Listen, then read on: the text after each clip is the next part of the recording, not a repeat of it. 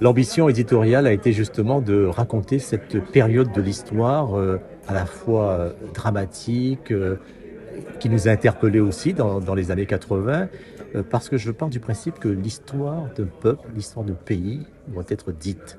Et à ce titre-là, professionnellement, ça m'a marqué, puisque je couvrais les événements, que ce soit les attentats à l'explosif, ou que ce soit aussi les arrestations, les personnes qui se sont en fuite, évadées de la prison de Basse-Terre, par exemple, et aussi les procès. Donc ça m'a marqué déjà personnellement et professionnellement. Et quand je suis parti en 88 travailler à La Réunion, il me manquait un bout du puzzle, un morceau du puzzle. Et je me suis dit, quand je reviendrai, j'essaierai de m'intéresser à ça. Ça m'a conforté dans mon idée quand je suis parti aussi en Nouvelle-Calédonie. Ils sont, eux, dans un processus de décolonisation qui va aboutir à un statut particulier dans quelques années. Et donc, je me suis dit, ça fait un peu écho à ce que j'ai vécu en Guadeloupe.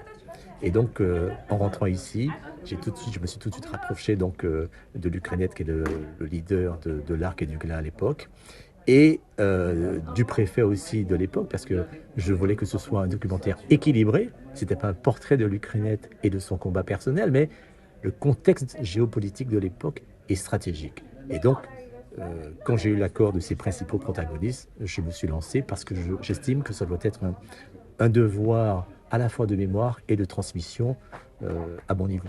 Aujourd'hui, il faut faire un deuxième volet qui notamment montre un peu l'héritage, les enseignements, ce qu'il faut faire et peut-être les erreurs à ne pas faire aussi.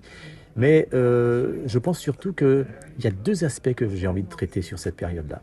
Donner plus la parole aux femmes, des femmes qui étaient impliquées dans ce mouvement, mais qui il faut établir une relation de confiance, donc ça va me prendre encore un petit peu de temps parce que au premier abord, elles ne voulaient pas. Et puis surtout, les enfants de ces militants nationalistes de l'époque. Je les ai rencontrés et cette séquence serait tellement intéressante que j'aurais eu du mal à la placer dans les 70 minutes. Donc je préfère faire un deuxième volet qui ira dans deux axes. Un, faire parler de cet héritage aussi. Que reste-t-il aujourd'hui de tous ces mouvements nationalistes plus de 30 ans après? Et surtout, donner la parole aux jeunes, aux enfants de ces militants et à la jeune génération qui se bat justement pour l'émancipation de la Guadeloupe.